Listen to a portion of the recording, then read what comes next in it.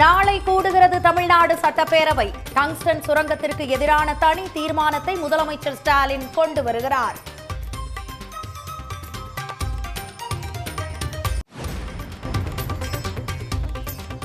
தமிழ்நாட்டில் நாளை மறுநாள் 5 மாவட்டங்களில் கனமழைக்கு வாய்ப்பு. 11ஆம் தேதி கடலூர், மயிலாடுதுறை, நாகையில் மிக கனமழை பெய்யும் என வானிலை மையம் தகவல்.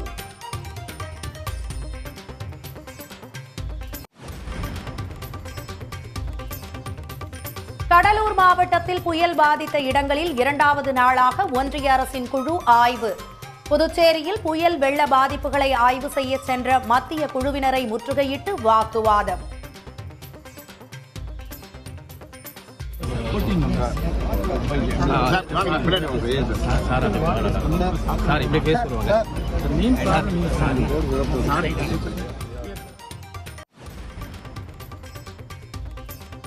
டெல்லி நோக்கி பேரணி நடத்திய விவசாயிகள் மீண்டும் தடுத்து நிறுத்தம்.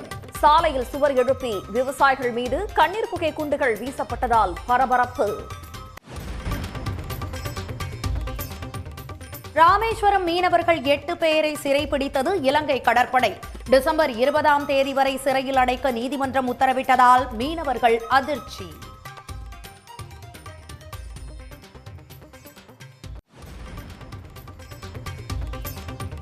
புதிய கூட்டணியில் சேர வேண்டிய அவசியம் இல்லை என்று திருமாவளவன் விளக்கம். ஆதவ் அர்ஜுனா மீது நடவடிக்கை எடுப்பது குறித்து கட்சி உயர்நிலைக்குழு முடிவெடுக்கும் எனவும் பேட்டி.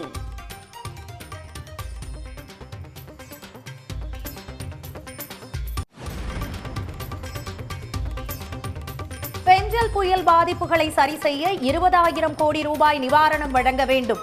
ஒன்றிய அரசுக்கு பாமக தலைவர் அன்புமணி ராமதாஸ் வலியுறுத்தல்.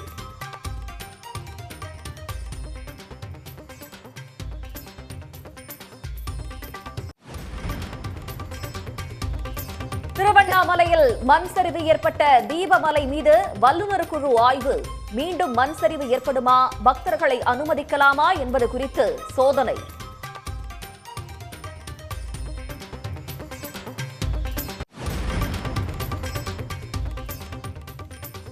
கொடைக்கானல் அருகே சேத்தாண்டி திருவிழா கோலாகலம். ஒருவர் மீது ஒருவர் சேற்றை பூசிக்கொண்டு வினோத வழிபாடு.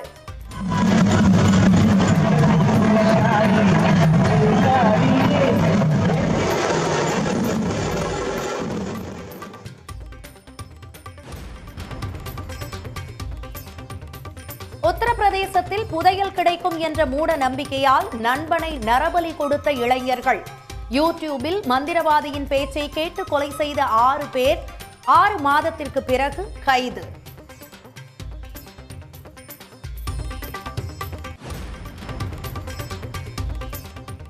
உலக செஸ் சாம்பியன்ஷிப் போட்டியின் 11வது சுற்றில் இந்தியாவின் கிராண்ட் மாஸ்டர் குகேஷ் வெற்றி. அடுத்த 3 சுற்றுகள் சமனில் முடிந்ததால் சாம்பியன் பட்டம் கிடைப்பது உறுதி. ஆஸ்திரேலியாவிற்கு எதிரான 2வது டெஸ்ட் கிரிக்கெட்டில் இந்திய அணி படுதோல்வி. தரவரிசை பட்டியலில் இந்தியாவை பின்னுக்கு தள்ளி முதல் இடத்தை பிடித்தது ஆஸ்திரேலியா. பரபரப்பான அரசியல் சூழலில் தமிழ்நாட்டு சட்டப்பேரவை நாளை கூடுகிறது. முதல் நாளில் டங்ஸ்டன் சுரங்கத்திற்கு எதிராக தனி தீர்மானம் நிறைவேற்றப்பட உள்ளது. தமிழ்நாடு சட்டப்பேரவை காலை 9:30 மணிக்கு கூடியதும் மறைந்த முன்னாள் உறுப்பினர்கள் உள்ளிட்டோர் மறைவுக்கு இரங்கல் தீர்மானம் கொண்டுவரப்பட உள்ளது. அதனைத் தொடர்ந்து கேள்வி நேரம் தொடங்கும் நிலையில் ஆளுங்கட்சி மற்றும் எதிர்க்கட்சி உறுப்பினர்கள் கேள்விகளுக்கு துறை சார்ந்த அமைச்சர்கள் பதிலளிக்க உள்ளனர். பின்னர் 2024-25ஆம் ஆண்டில் ஏற்பட்ட கூடுதல் செலவுக்காக பேரவையில் துணை பட்ஜெட் தாக்கல் செய்யப்பட உள்ளது. இதனிடையே மதுரையில் டங்ஸ்டன் சுரங்க உரிமையை ரத்து செய்திடவும் மாநில அரசு அனுமதியின்றி சுரங்க உரிமை ஏலங்களை மேற்கொள்ளக்கூடாது என்றும் ஒன்றிய அரசை வலியுறுத்தி முதலமைச்சர் மு.க.ஸ்டாலின் கொண்டுவரும் அரசின் தனி தீர்மானம் நிறைவேற்றப்பட உள்ளது. அதனைத் தொடர்ந்து கூட்டத்தின் 2வது நாளான செவ்வாய்க்கிழமை அன்று கேள்வி நேரம் முடிந்ததும் துணை பட்ஜெட் மீதான விவாதம் நடைபெறவுள்ளது. இதில் உறுப்பினர்கள் எழுப்பும் கேள்விகளுக்கு நிதி அமைச்சர் தங்கம் தென்னரசு பதிலளிக்க இருக்கிறார். பின்னர் கூடுதல் நிதி ஒதுக்குவதற்கான சட்ட மசோதா நிறைவேற்றப்பட இருப்பதாக கூறப்படும் நிலையில் அத்துடன் இந்த ஆண்டுக்கான பேரவை கூட்டம் நிறைவடைய உள்ளது. தென்கிழக்கு வங்கக்கடலில் உருவான குறைந்த காற்றழுத்த தாழ்வு பகுதி தமிழ்நாடு நோக்கி நகர உள்ளதால் வருகின்ற 10ஆம் தேதி முதல் 4 நாட்களுக்கு கனமழை எச்சரிக்கை விடுக்கப்பட்டுள்ளது. இதில் 10ஆம் தேதி மயிலாடுதுறை, நாகை, திருவாரூர், தஞ்சை, புதுக்கோட்டை மற்றும் கடலூர் மாவட்டங்களில் கனமழை பெய்ய வாய்ப்புள்ளதாக வானிலை ஆய்வு மையம் கணித்துள்ளது.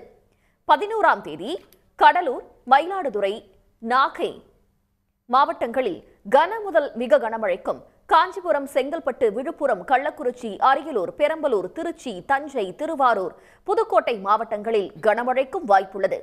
12ஆம் தேதி விழுப்புரம், கடலூர் மாவட்டங்களில் மிக கனமழையும், காஞ்சிபுரம், கள்ளக்குறிச்சி, அரியலூர், பெரம்பலூர் உள்ளிட்ட 11 மாவட்டங்களில் கனமழை பெய்யக்கூடும் என கணிக்கப்பட்டுள்ளது.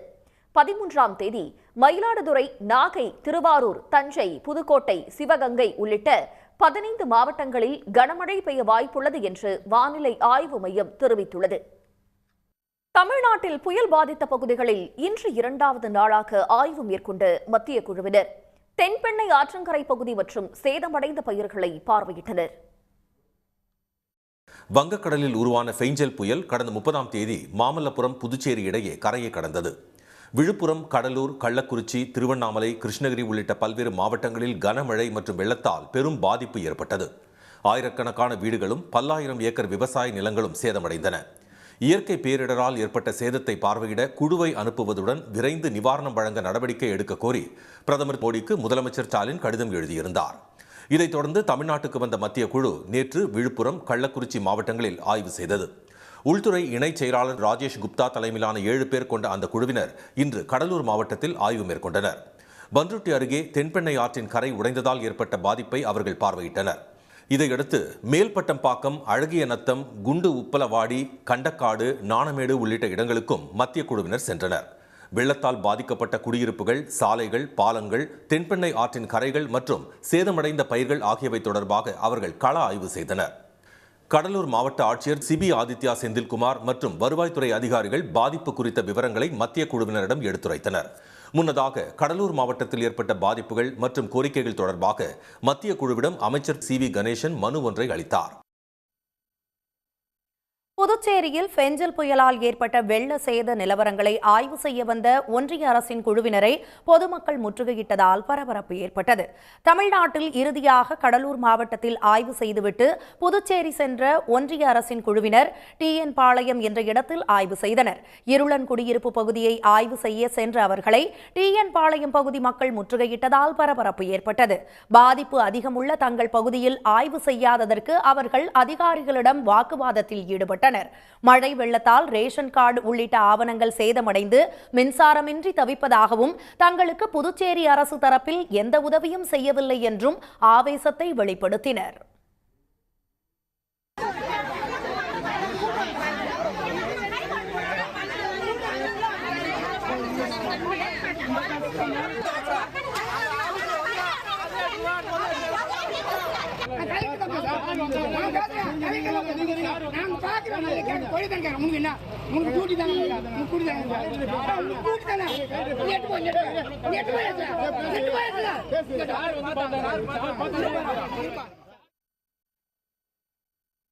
ஒன்றிய அரசின் குழுவினருடன் வாக்குவாதத்தில் ஈடுபட்ட மக்களிடம் மாவட்ட ஆட்சியர் குலோத்துங்கன் பேச்சுவார்த்தை நடத்தியதை அடுத்து அவர்கள் கலைந்து சென்றனர்.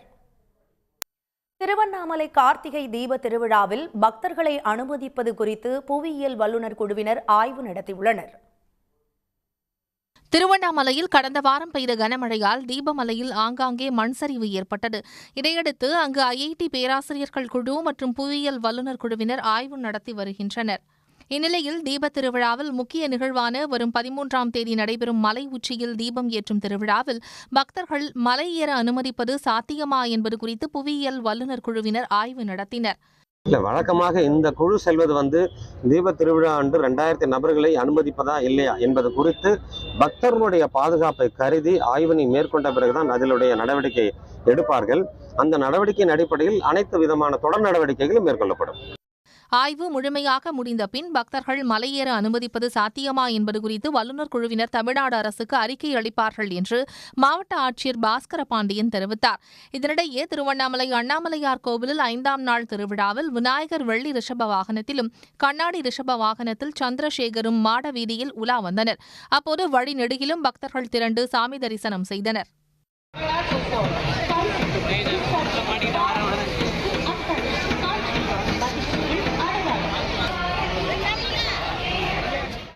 தீப திருவிழாவை ஒட்டி 2668 அடி உயரம் கொண்ட மலை உச்சியில் ஏற்றப்பட உள்ள மகா தீபத்திற்கான கொப்பரை தயார் நிலையில் வைக்கப்பட்டுள்ளது.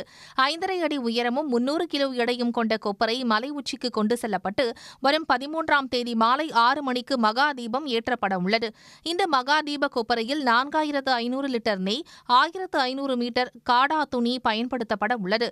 கார்த்திகை தீப திருவிழாவை முன்னிட்டு வருகிற 10ஆம் தேதி மாட வீதியில் வலம் வரவுள்ள பஞ்சரத கலசம் பொருத்தும் பணி நிறைவு பெற்றுள்ளது. சென்னை கோயம்பேடு சந்தையில் வேலை பார்க்கும் கூலி தொழிலாளர்கள் மற்றும் வியாபாரிகளுக்கு புதுப்பிக்கப்பட்ட இலவச மருத்துவ சிகிச்சை மையம் திறக்கப்பட்டுள்ளது. தொழிலாளர்களின் பல ஆண்டுகால கோரிக்கை நிறைவேறியுள்ளது பற்றி விவரிக்கிறது இந்த செய்தி தொகுப்பு. மருத்துவர்கள் ஆலோசனை அறை, மருத்துவ படுக்கை வசதி, அவசர சிகிச்சை பிரிவு என கோயம்பேடு சந்தையில் வேலை பார்க்கும் கூலி தொழிலாளிகளுக்காக பிரத்யேகமாக உருவாக்கப்பட்ட சிகிச்சை மையம்தான் இது.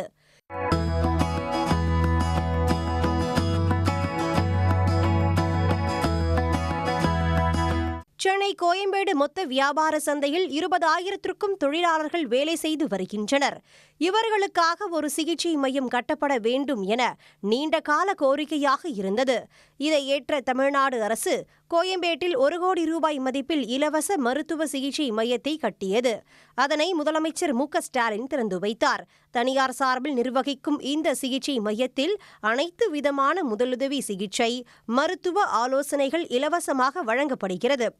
இங்கே எமர்ஜென்சி வார்டு சிறு காயங்கள் முதல் மாரடைப்பு வரை அனைத்து விதமான இதுக்கும் இலவசமாக முதலுதவிகளை செய்வதற்கு ஆக்சிஜன் வசதிகள் மற்றும் டீஃபிபிரிலேட்டர்கள் உடன் கூடிய 3 படுக்கை அறைகளுடன் முதலுதவி செய்வதற்கு அனைத்து ஏற்பாடுகளும் எப்பொழுதும் 24 மணி நேரமும் தயாராக மருத்துவர்கள் மற்றும் செவிலியர்களுடன் இயங்கிக் கொண்டிருக்கிறது.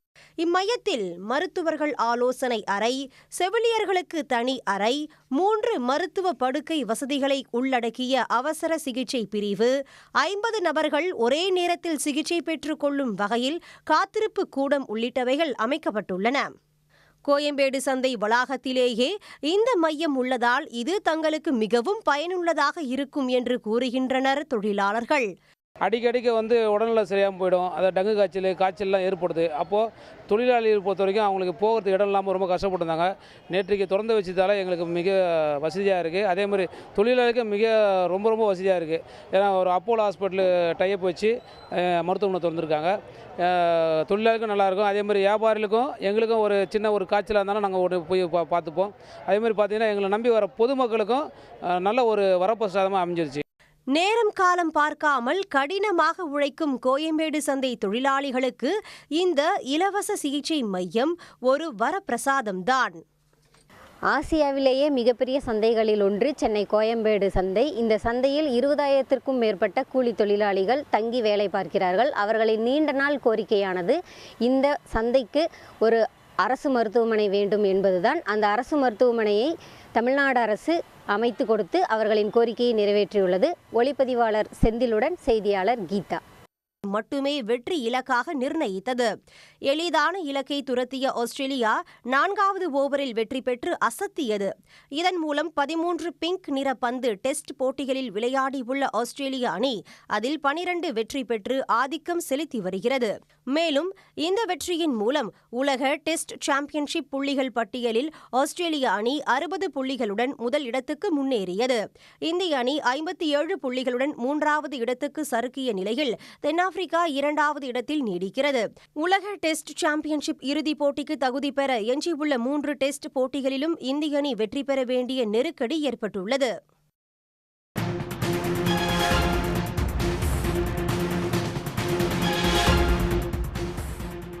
சென்னையில் மன வளர்ச்சி குன்றிய கல்லூரி மாணவி பாலியல் வன்கொடுமை வழக்கில் விசாரணை தீவிரப்படுத்தப்பட்டிருப்பதாக போலீசார் தரப்பில் இருந்து தெரிவிக்கப்பட்டுள்ளது. அண்மை செய்தி. சென்னையில் மனவளர்ச்சி குன்றிய கல்லூரி மாணவி பாலியல் வன்கொடுமை செய்யப்பட்ட விவகாரத்தில் தற்போது விசாரணை தீவிரமடைந்திருப்பதாக போலீஸ் தரப்பில் இருந்து தெரிவிக்கப்பட்டுள்ளது. 4 சிறப்பு படைகள் அமைக்கப்பட்டு விசாரணை துரிதப்படுத்தப்பட்டிருப்பதாகவும் போலீஸ் தரப்பில் இருந்து தெரிவிக்கப்பட்டிருக்கிறது. தனது மகளை உடன் பயிலும் மாணவியும் வேறு சில ஆண் நண்பர்களும் தவறான வழியில் நடத்துவதாக பெற்றோர்கள் தரப்பில் இருந்து புகார் தெரிவிக்கப்பட்டிருப்பதும் குறிப்பிடத்தக்கது. புகாரின் பேரில் எழும்பூர் மகளிர் போலீசில் 9 பிரிவுகளின் கீழ் வழக்கு பதிவு செய்யப்பட்டிருப்பதாக போலீஸ் தரப்பில் இருந்து தெரிவிக்கப்பட்டிருக்கிறது. திருவள்ளூரைச் சேர்ந்த சுரேஷ், நரேஷ் ஆகியோர் கைது செய்யப்பட்டு தற்போது இந்த விவகாரத்தில் சிறையில் அடைக்கப்பட்டிருக்கிறார்கள். வழக்கில் பாதிக்கப்பட்டவர் மனவளர்ச்சி குன்றியவராக இருப்பதால் புலன் விசாரணை செய்வது அவசியம் என்றும் தெரிவிக்கப்பட்டுள்ளது.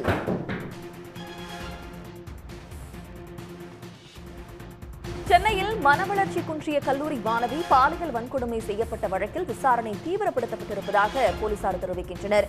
4 சிறப்பு படைகள் அமைக்கப்பட்டு விசாரணை துரிதப்படுத்தப்பட்டுள்ளது. உடனுக்குடன் செய்திகளை தெரிந்து கொள்ள சன் நியூஸ் பெல் ஐகானை கிளிக் பண்ணுங்க.